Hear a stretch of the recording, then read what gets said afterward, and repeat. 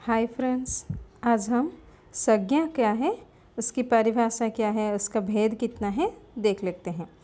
तो संज्ञा यानी अगर मैं इंग्लिश में बोलूँगी तो इसे नाउन कहते हैं। ठीक है। संज्ञा यानी किसी व्यक्ति, स्थान, वस्तु आदि तथा नाम के गुण, धर्म, स्वभाव का बोध कराने वाले शब्द संज्ञा कहलाता है। जैसे श्याम, आम, मीठा सा, हाथी आदि। वह विक्री शब्द जिससे किसी विशेष व्यक्ति, वस्तु, भाव और जीव के नाम को बोध हो उसे संज्ञा कहते हैं।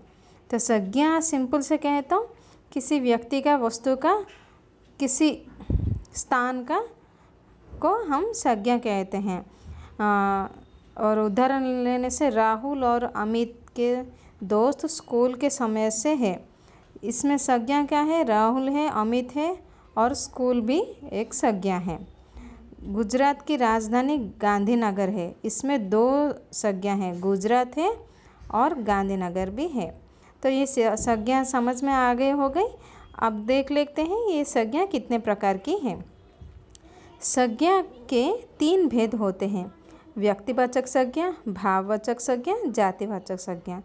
परंतु अंग्रेजी व्याकरण के कारण कुछ विद्वान संज्ञा के 2 भेद मानते हैं: द्रव्यवाचक संज्ञा, समूहवाचक संज्ञा।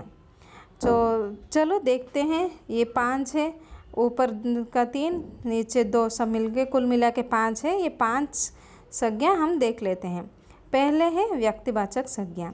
व्यक्तिवाचक संज्ञा की परिभाषा: किसी भी विशेष व्यक्ति, वस्तु या स्थान के नाम का बोध कराने वाली संज्ञा ही व्यक्तिवाचक संज्ञा है। देखिए क्वेश्चन में ही पता चल जाता है। व्यक्तिवाचक संज्ञा यानी व्यक्ति, जो भी व्यक्ति है उसको हम व्यक्तिवाचक संज्ञा कहते हैं। सिंपल। इसका उदाहरण अगर लेंगे तो रमेश बाहर खेल रहा है। इसमें संज्ञा क्या है? रमेश है। रमेश क्या है? व्यक्तिवाचक संज्ञा है। जो राम हो, रमेश हो, भारत हो, चीन हो, किताब हो, साइकिल, ये सब व्यक्तिवाचक संज्ञा ही है। भाववाचक संज्ञा। भाववाचक संज्ञा क्या है? जो शब्द किसी चीज़ या पदार्थ को अवस्था, दशा या भाव को बोध कराते हैं, उन शब्द को भाववाचक संज्ञा कहते हैं। देखिए भाववाचक संज्ञा क्या है? जो चीज़ या पदार्थ या पदार्थ का अवस्था या दिशा, उसके भाव का बोध कराते हैं, उससे भाववाचक संज्ञा कहते हैं।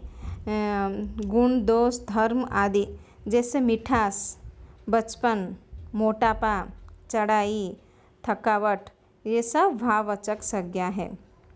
इस भाववाचक संज्ञा की 2 भेद है: समुदायवाचक संज्ञा, द्रव्यवाचक संज्ञा। जातिवाचक संज्ञा। ये जातिवाचक संज्ञा क्या होता है? सिंपल है। इसके मुझे लगता है जातिवाचक नाम से ही आपको पता चल गई होगी, फिर भी देख लेते हैं। जो शब्द किसी व्यक्ति, वस्तु या स्थान की संपूर्ण जाति को बोध कराते हैं, उन्हीं शब्द को जातिवाचक संज्ञा कहते हैं। बालक यानी एक जाति है, सब बालक को लेकर बालकवाचक है। बालिका, ऐसे व्यक्ति, सब व्यक्ति का है, किसी एक का हम विशेष करके नहीं बोलते हैं। इसलिए अगर किसी एक को बोलेंगे तो वह व्यक्तिवाचक हो जाएगी, लेकिन हम सारे बालक को मिला कर कहते हैं। स्कूल के छात्र, ये छात्र भी एक जातिवाचक संज्ञा है।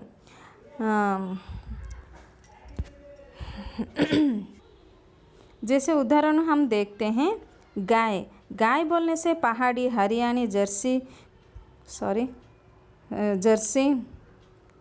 काली, सफ़ेद, देसी, विदेशी आदि सभी गायों को बोध आता है।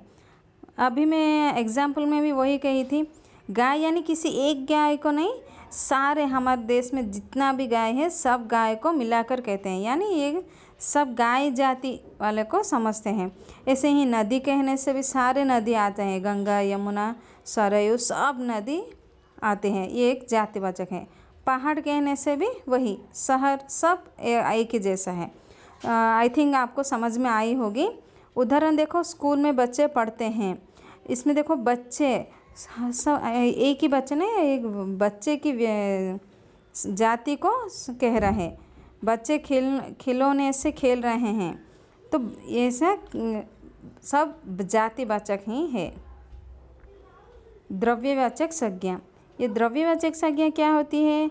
जो शब्द किसी धातु या द्रव्य का बोध करते हैं द्रव्यवाचक संज्ञा कहलाते हैं। किसी भी धातु या द्रव्य, द्रव्यवाचक संज्ञा की यानी धातु या द्रव्य को बोध कराने वाली, जैसे कोयला, पानी, तेल, घी, ये सब द्रव्यवाचक संज्ञा हैं। उसका उदाहरण देखिए, मेरे पास सोने के आभूषण है। इसमें सोना एक द्रव्यवाचक संज्ञा है। 1 किलो तेल लेकर आओ, ये द्रव्यवाचक संज्ञा का उदाहरण है। तो चलो, हमारा लास्ट है समूहवाचक संज्ञा। ये समूहवाचक संज्ञा क्या होती है? जिन संज्ञा शब्द से किसी भी व्यक्ति या वस्तु के समूह का बोध होता है उन शब्द को समूहवाचक संज्ञा कहते हैं। जैसे भीड़, पुस्तकालय, झुंड, सेना आदि, ये सब समूह है।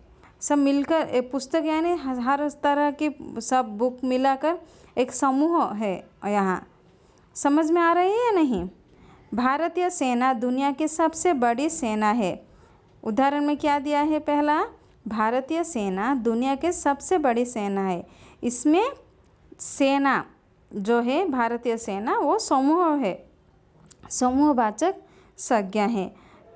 ठीक है, शायद ये सब आपको समझ में आ रही होगी और ये सब आप नोट्स भी लिख सकते हो। बहुत अच्छी तरीक़ा से है, तो ये यूज़ आपको होगी, समझ रही हूँ। और अगर मेरी ये वीडियो आपको पसंद आई तो प्लीज़ लाइक, शेयर और कमेंट भी कीजिए और सब्सक्राइब ज़रूर कीजिए। धन्यवाद।